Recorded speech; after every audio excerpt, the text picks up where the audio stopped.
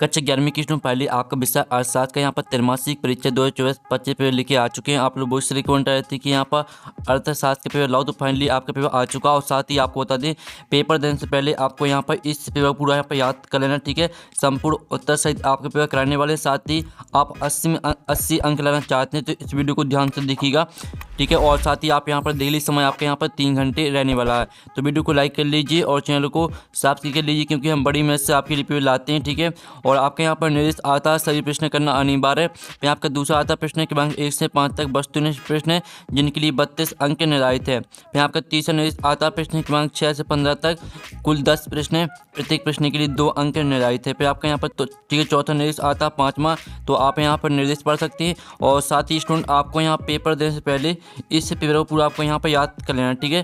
तो चलिए स्टूडेंट, जो आपके यहाँ पर अर्थशास्त्र पेपर वो देख लेते हैं। तो आपको यहाँ पर जूम करके दिखाते हैं, जिससे आप यहाँ पर अच्छी तरह से देख पाएंगे, ठीक है। तो स्टूडेंट आप यहाँ पर देख लीजिए, आपके यहाँ पर आते हैं सही विकल्प चुनकर लिखिए, आपके 6 नंबर के आते हैं, तो आपको यहाँ पर ध्यान से देखना, ठीक है।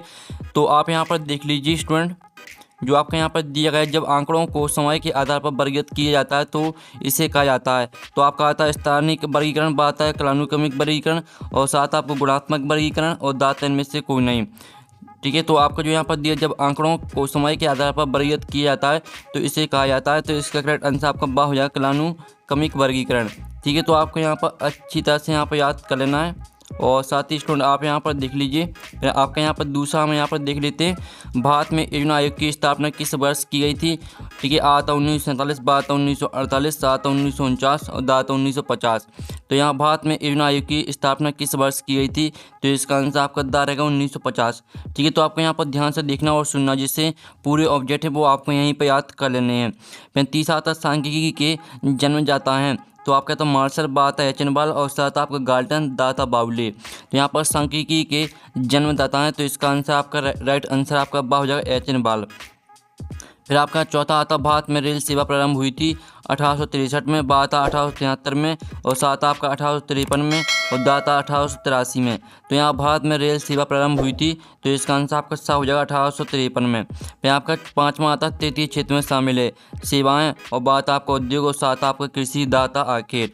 तो यहाँ पर तृतीय क्षेत्र में शामिल है, तो इसका करेक्ट आंसर आपका आ हो जाएगा सेवाएं। फिर आपका आता 5वां, निम्न में से कौन सी आर्थिक क्रिया है, तो आपका था उपभोग, बात आपका वितरण, और साथ उत्पादन, और दाता, ठीक है, इनमें सभी। तो यहाँ पर निम्न में से कौन सी आर्थिक क्रिया है, तो इसका करेक्ट आंसर आपका दा रहेगा इनमें सभी।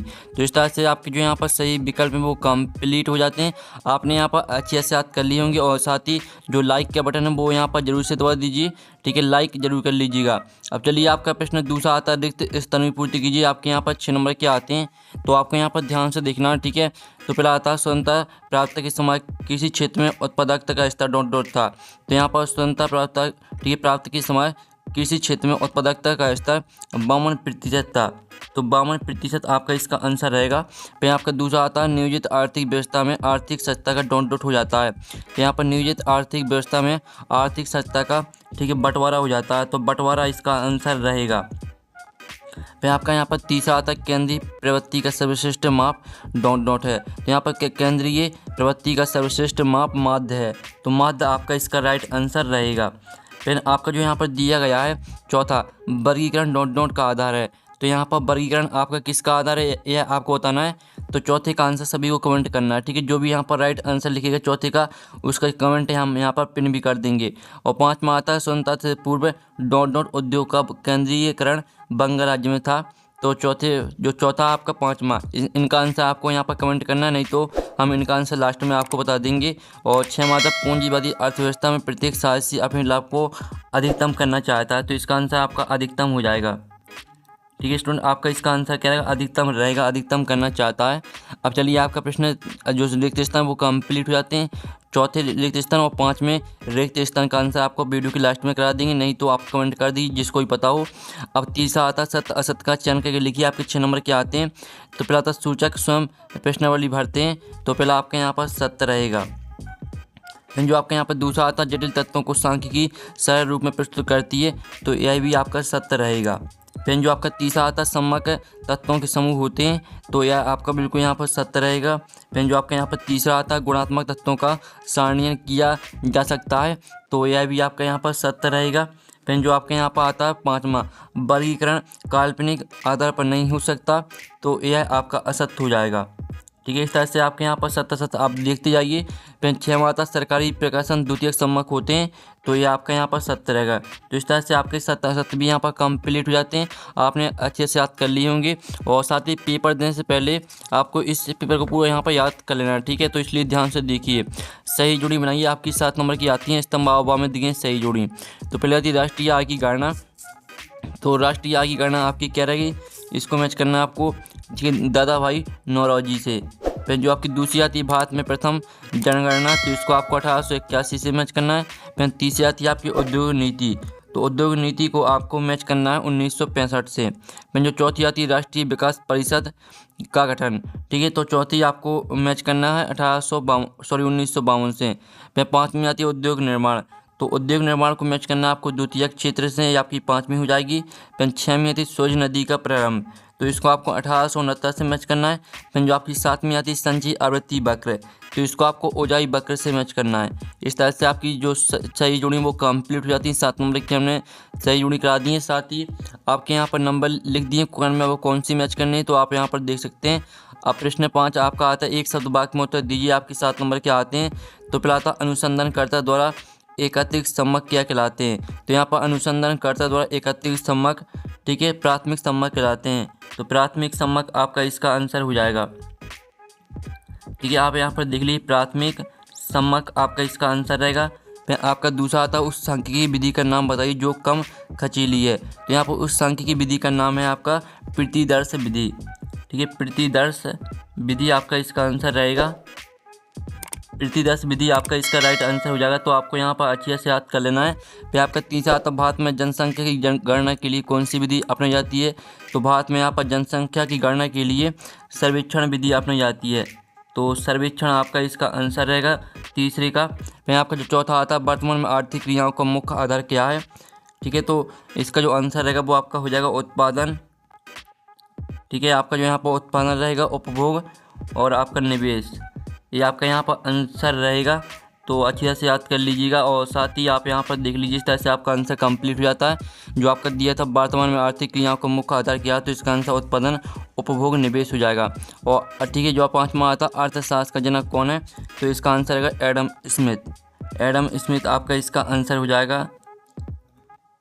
और साथ ही स्टूडेंट आप यहाँ पर देख लीजिए, आपका 6वां आता आर्थिक क्रिया से क्या अभिप्राय है। ठीक है, और जो आपका 7वां आता एक वचन में सांख्यिकी को क्या कहा जाता है, तो जो आपका इसका आंसर रहेगा 7वें का।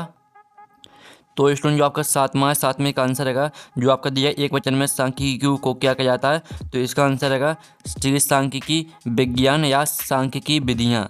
ठीक है, सांख्यिकी विज्ञान या सांख्यिकी विधियाँ कहा जाता है। 7वें का आंसर हो जाता है। जो 6वें का आंसर आपको खुद करना है।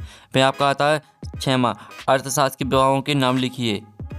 तो स्टूडेंट आप यहाँ पर देख लीजिए, जो आपको प्रश्न दिया था, ठीक है, अर्थशास्त्र के 2 विभागों के नाम लिखिए। तो इसका आंसर रहेगा वर्तमान में अर्थशास्त्र का अध्ययन 2 भागों में किया जाता है, व्यष्टि अर्थशास्त्र और समष्टि अर्थशास्त्र। ठीक है, आपका यहाँ पर 6वें प्रश्न का आंसर रहेगा। इसका जो अथवा आता है राजस्व से आप क्या समझते हैं, तो इसका आंसर आपको खुद करना है। ठीक है, दोनों में से हम आपको एक का आंसर कराएंगे और इससे वीडियो लॉन्ग भी नहीं हुआ।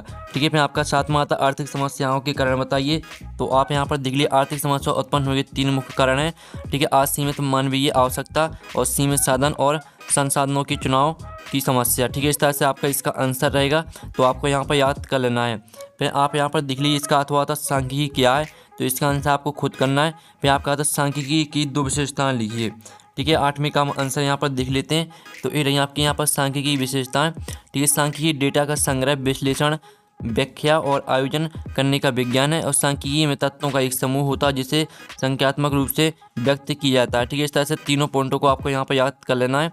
फिर जो इसका आपका अथवा दिया गया है, ठीक है, अर्थशास्त्र के अध्ययन में सांख्यिकी महत्व लिखो, तो इसका आंसर आपको खुद करना है। फिर आपका आता है प्राथमिक सम्मक किसे कहते हैं, तो इसका आंसर आप यहाँ पर देख लीजिए, प्राथमिक सम्मक वे सम्मक होते हैं जिन्हें अनुसंधानकर्ता प्रयोग लाने के लिए पहली बार स्वयं एकत्रित करता है। ठीक है, इस तरह से आपका इसका आंसर रहेगा 9वें का।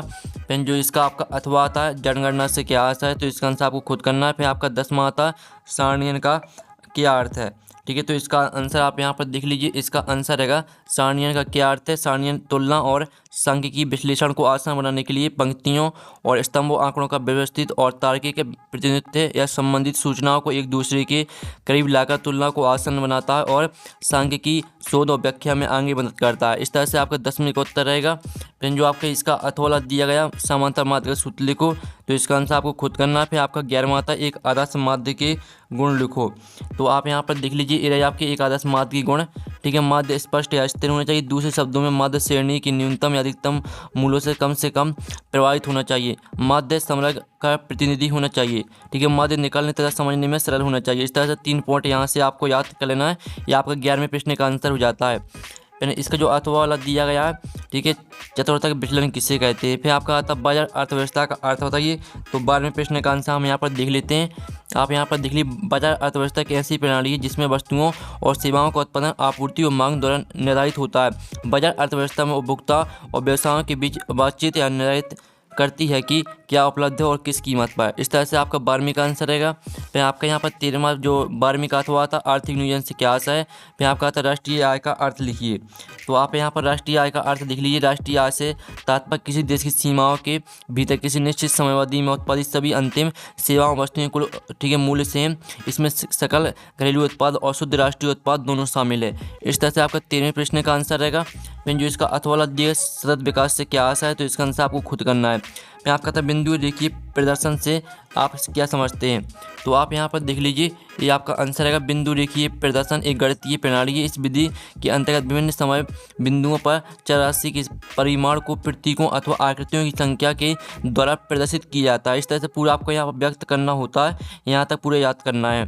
फिर आपका जो यहाँ पर दिया गया इसका बारंबारता वितरण क्या समझाइए।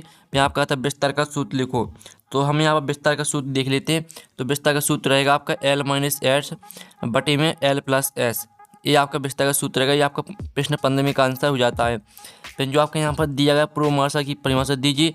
फिर आपका था 16वां पूंजीवादी अर्थव्यवस्था की विशेषताएं लिखिए, तो आप यहाँ पर देख लीजिए ये रही आपकी पूंजीवादी अर्थव्यवस्था की विशेषताएं। यहाँ एक बाजार संपन्न होता है जो क्रेताओं तथा विक्रेताओं को जोड़ता है। यह बाजार स्वतंत्र मांग और पूर्ति के बलों से कार्यान्वित होता है। फिर दूसरा तो वस्तुओं तथा सेवाओं की कीमतें मांग तथा पूर्ति की बाजार शक्तियों द्वारा निर्धारित होती हैं। फिर तीसरा पॉइंट भी आपको याद कर लेना है। फिर आपका यहाँ पर देख लेते हैं इसका अथवा मिश्रित अर्थव्यवस्था गुण लिखो, तो इसका आंसर आपको खुद करना है। फिर 17वां आपका आता सांख्यिकी विधियाँ क्या है, उनके नाम लिखो, तो आप यहाँ पर जो इसका अथवा दिया गया आर्थिक और गैर आर्थिक गतिविधियों में अंतर स्पष्ट कीजिए। तो हमें यहाँ पर आर्थिक और गैर आर्थिक गतिविधियों में अंतर देख लेते हैं। तो ये आपका 7वें का अथवा का आंसर है। ठीक है, पूरा आपको यहाँ पर याद कर लेना है और वीडियो को साफ देखने के लिए वीडियो को फुल क्वालिटी में देखें। ये आपका यहाँ पर अंतर दिया गया है। ठीक है, 4 अंतर दिए गए, तो यहाँ से 3 अंतर याद कर लेना है आपको अच्छी तरह से। फिर जो आपके यहाँ पर दिया गया 18वां प्राथमिक आंकड़ों में द्वितीयक आंकड़ों में अंतर स्पष्ट कीजिए। तो आप यहाँ पर देख लीजिए ये आपका प्राथमिक आंकड़ों और द्वितीयक आंकड़ों में अंतर। ठीक है, एक सम्मक मौलिक होते हैं और ठीक है अनुसंधान करता है, इन्हें स्वयं एकत्रित करता है। एक सम्मक किसी अन्य व्यक्ति अथवा संस्थाओं के द्वारा पूर्व काल में संकलित किए जा चुके होते हैं। फिर इसका दूसरा पॉइंट देख लीजिए, तीसरा चौथा, तीनों यहाँ से आपको 3 पॉइंट को याद कर लेना है। ठीक है, जिस तरह से यहाँ पर लिखा इसी तरह से आपको कॉपी में, ठीक है, कॉपी में भी लिखना है, तो याद कर लीजिएगा। फिर जो आपके यहाँ पर दिया गया यहाँ पर इसका अथवा जनगणना विधि द्वारा सर्वेक्षण में आने वाली समस्याएं बताइए, तो इसका आंसर आपको खुद करना है। फिर आपका आता है 19वां निम्न आंकड़ों में समांतर माध्य निकालो, तो इसका आपको समांतर माध्य निकालना है। तो इसका समांतर माध्य आपको किस तरह से निकालना वो आप यहाँ पर देख लीजिए।